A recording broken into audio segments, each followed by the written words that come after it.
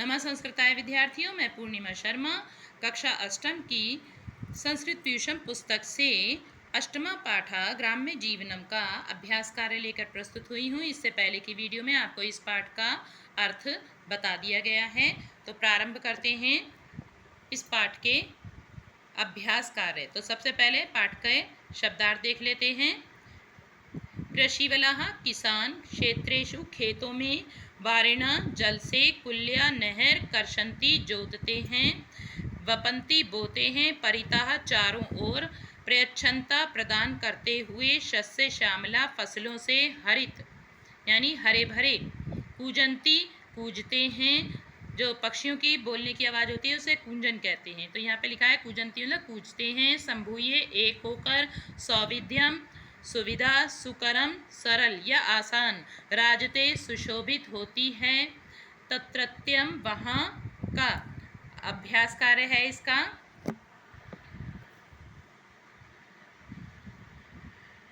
पहला प्रश्न है उच्चारणम करो, पुस्तिकायाम च लिखत, उच्चारण करो और पुस्तिका में लिखो।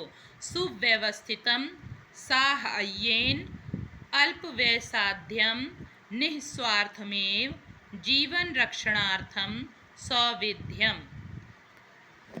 प्रश्न नंबर एक है प्रश्न नंबर सम्यताम। प्रश्न नंबर 2 है एक पदेन उत्तरत। क कृषकाः क्षेत्राणि केन कर्षन्ति, वन वर्ड में आंसर देना है, इसलिए मैंने इनके सामने ही इनके उत्तर लिख दिए हैं। किसान खेतों को किससे जोते हैं? हलेन, हल से। निस्वार्थ में फलम छायांश के प्रयच्छन्ति, बिना किसी स्वार्थ के फल और छाया कौन देते हैं? वृक्षाः। ग्रामेषु अल्पव्यय साध्यम किम भवति, गाँव में कम खर्चे में क्या होता है? मनोरंजनम, मनोरंजन। ग्राम निवासी भी संभूय किम विधेयम, ग्राम निवासियों को एकत्र होकर क्या करना चाहिए? प्रयत्न। पूर्ण वाक्येन उत्तरत है प्रश्न नंबर 3 का ग्राम्य जीवनम कीदृशम भवति। तो इसका उत्तर हम आपको पाठ में से ही बताएंगे। ये देखिए, ये लिखा हुआ है ग्राम्य जीवनम सुव्यवस्थितम भवति। अब प्रश्न नंबर 2 है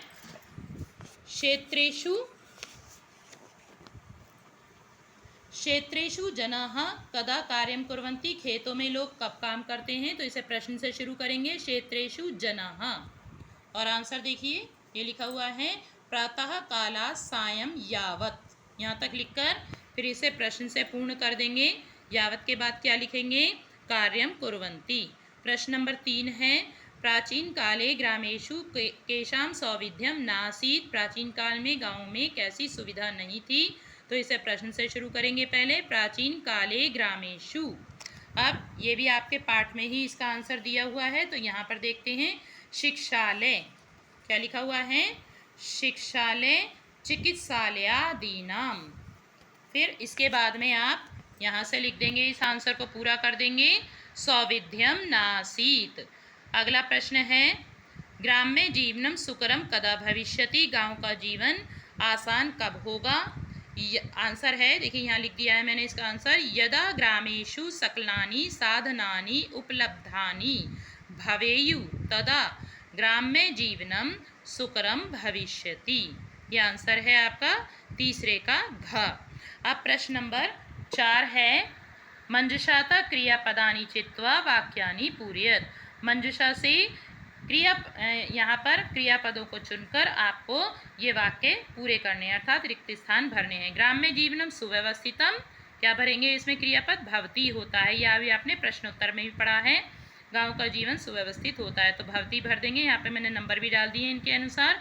दूसरा है कृषकाः क्षेत्राणि हलेन कर्षन्ति, किसान खेतों को हल से, कर्षन्ति मतलब देखिए यहाँ से लिखेंगे कर्षन्ति जोतते हैं। ग्रामे शुक कपोत मयूर कोकिलादयः पक्षिणः, गाँव में शुक कहते हैं तोता, कबूतर, मोर, कोयल आदि पक्षी क्या करते हैं? कूजन्ति। देखिए ये लिखा हुआ है कूजन्ति, कूजते हैं। मैंने आपको बताया इन पक्षियों की आवाज़ बोलने को कुंजन करना कहते हैं, इसलिए कूजन्ति लिखा हुआ है यहाँ पर। परिश्रमशीलाः ग्रामीणाः धान्यादिकम उत्पादयन्ति, परिश्रमी ग्रामीण धान आदि उत्पन्न करते हैं। देखिए लिखा हुआ उत्पादयन्ति। आप अर्थ जानते रहेंगे इसका तो आपको आंसर देना आसान हो जाएगा, इसलिए अर्थ को आपको अच्छे से पढ़ना चाहिए। अगला है वायु जलादिकाः ग्रामेषु प्रचुरम। वायु जलादिका, वायु जल आदि गाँव में प्रचुर क्या होता है, प्रचुर मात्रा में क्या मिलता है, ये लभ्यन्ते। अब आपका क्या रह गया, एक केवल लभ्यन्ते। यहाँ पे लभ्यन्ते लिख लेते हैं और यहाँ भी लिखा हुआ है, देखिए ये आपका आंसर है ग का। ठीक है, अगला है प्रश्न नंबर 5। संस्कृत भाषायाम अनुवादम करो। संस्कृत भाषा में अनुवाद करना है। पहला है गाँव में लोग प्रायः स्वस्थ होते हैं। तो इसका पहले का आंसर क्या होगा, देखिए यहाँ पे पांचवे का यहीं पे लिख दिया है, देखिए मैंने पांचवे का ग्रामे जनाः प्रायेण स्वस्थाः भवन्ति। ठीक है, ये आपका पांचवे का आंसर है। ग्रामे जनाः प्रायेण स्वस्थाः भवन्ति। दूसरा है गांव कृषि प्रधान होता है। ग्रामः कृषि प्रधानः भवति। किसान खेत की जुताई करता है। कृषकाः क्षेत्रस्य कर्षति। अगला है किसान अन्न उपजाता है। कृषकाः अन्नम उत्पादयति। अब अगला प्रश्न है प्रश्न नंबर 6। इसमें आपको क्या दे रखा है बच्चों, देखिए प्रश्न नंबर 6 में रेखांकित आधृत्य प्रश्न निर्माणम कुरुत। जहाँ जहाँ ये देखिए रेखांकित किया हुआ है अर्थात अंडरलाइन किया हुआ है शब्दों को, उसके स्थान पे आपको प्रश्न लिखना है। तो पहला है ग्रामे प्रायेण सर्वे स्वस्था भवन्ति। अर्थ कर लेंगे फिर से इसका। गांव में अधिकतर सभी स्वस्थ होते हैं। तो प्रश्न क्या बनेगा, गांव में अधिकतर सभी कैसे होते हैं। ठीक है, तो आप कैसे लिखेंगे इसको, ग्रामे प्रायेण सर्वे। अब कीदृशा की स्वस्थता की जगह क्या लिख देंगे, कीदृशः, और फिर लिखेंगे भवन्ति। ठीक है, ये लिखने के बाद आप क्वेश्चन मार्क बनाएंगे। यहाँ पे जब इसका आंसर लिख देंगे तो आपको क्या बनाएंगे, क्वेश्चन मार्क बनाएंगे। ठीक है, क्योंकि आप प्रश्न पूछ रहे हैं। ऐसा ही सभी में करेंगे। ग्रामम परितः शस्य श्यामला धरित्री राजते। गांव के चारों ओर हरी भरी धरती सुशोभित होती है। तो क्या लिखेंगे इसका आंसर, ग्रामम परितः, इसके स्थान पर लिखेंगे कीदृशी। कीदृशी मतलब कैसी। धरित्री राजते, ये लिखने के बाद फिर क्वेश्चन मार्क बना देंगे। ठीक है, धूल धूसरिताः बालकाः विविधां क्रीडां कुर्वन्ति। धूल से सने हुए बालक अनेक खेल करते हैं। अनेक खेलों को यानी खेलों को करते हैं, क्रीड़ाओं को करते हैं। तो धूल धूसरिता बालकाः, काम क्या लिखेंगे, ये देखिए जैसे रमाम बनता है बालिकाम बनता है, ऐसी बनता है क्रीडाम, आकारांत शब्द है। तो ऐसे ही किम का रूप बनेगा द्वितीय एक वचन का काम। तो क्या लिखेंगे आप, धूल धूसरिताः बालकाः विविध समितम। यहाँ पे लिखेंगे आंसर लिखते समय काम, क्या लिखेंगे, काम। ये मैंने लिखा हुआ है, आपको अच्छे से दिखाई दे रहा होगा। काम कुर्वन्ति। अब कुर्वन्ति लिखने के बाद क्या करना है, फिर से क्वेश्चन मार्क बना देना है, क्योंकि आपको प्रश्न निर्माण करने हैं। ठीक है, अगला है धूल धूसरिता मनांसि निर्मलानि भवन्ति। धूल से क्षम्यताम ग्रामवासीनां मनांसि निर्मलानि भवन्ति। तो क्या लिखेंगे, ग्रामवासीनां मनांसि, निर्मलानि की जगह क्या लिखना है, कीदृशानि, और भवन्ति लिख के फिर क्वेश्चन मार्क लगा देंगे। आशा है आपको इस तरह से ही समझ में आ जाएगा। मैंने इसको वन वर्ड में इसलिए लिखा है जिससे कि आपको ये आसानी हो जाए, क्योंकि आपको परीक्षा में जब देना होगा तो इतने स्थान पर ही आपको इनको परिवर्तन करना है। बाकी ये सब आपका प्रश्न पत्र में लिखा हुआ आता है और बाद में सबसे आखिर में आप क्वेश्चन मार्क लगा देंगे। अगला है प्रश्न नंबर 7।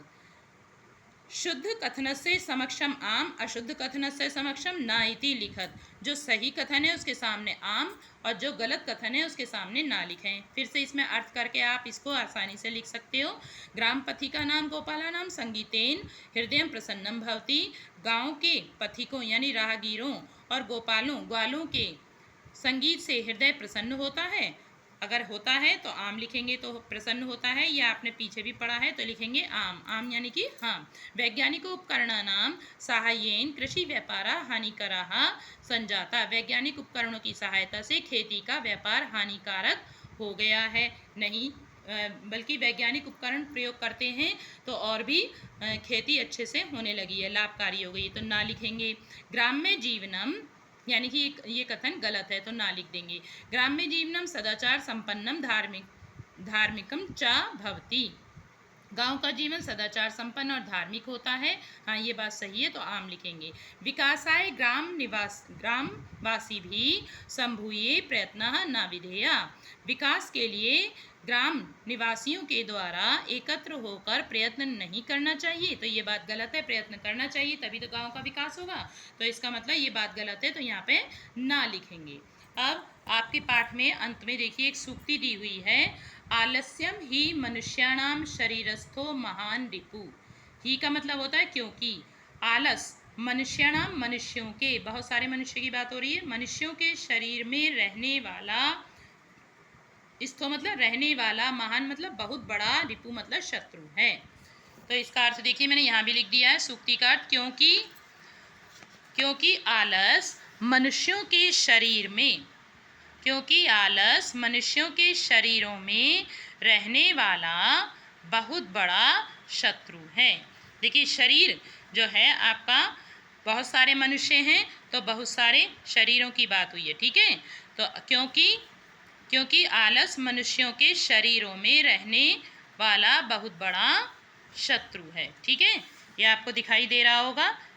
आज के लिए इतना ही। अगली वीडियो में हम फिर मिलेंगे। धन्यवाद।